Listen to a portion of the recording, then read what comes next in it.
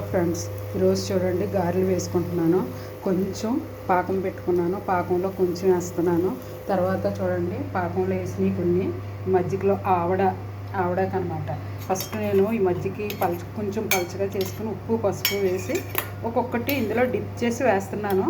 ఇది వేసాక ఇక్కడ పోపు వేసిన పెరుగంతా దీని మీద వేసేస్తాను అన్నమాట.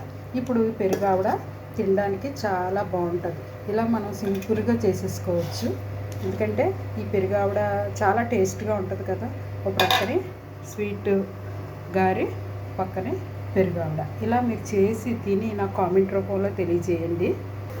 చూడండి పాకంలో కూడా చక్కగా వేడివేడిగా తీసి పాకంలో వేసేసుకుంటాను. ఎప్పుడూ ఇది పాకం కొంచెం పీల్చాక ఇందులో కొంచెం నేను యాలకి పొడి, కొంచెం నెయ్యి కూడా వేస్తాను. ఇలా వేయడం వల్ల టేస్ట్గా ఉంటుంది. చూడండి పాకంలో వేసాను.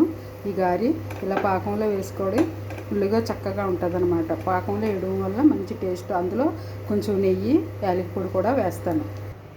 చూడండి ఇది పాకం మనం నిలవ ఉండాలంటే కొంచెం దీనిపైన కొంచెం పాకం కూడా వేసుకుంటే అలాగ మనకు అది ఫుల్గా చక్కగా పీల్చుకొని నిలవ ఉంటుంది. ఇది మనకు వద్దనుకుంటే ఫ్రిడ్జ్లో పెట్టుకుని ఒక వారం రోజుల వరకు తినొచ్చు. అంతేనండి. ఇక్కడ ఆవడ, ఇక్కడ పాకం గారి. ఇలా మీరు చేసి తిని నాకు కామెంట్ రూపంలో తెలియచేయండి. ఓకే అండి, బాయ్. మరొక డిష్తో మళ్ళీ కలుసుకుంటాము.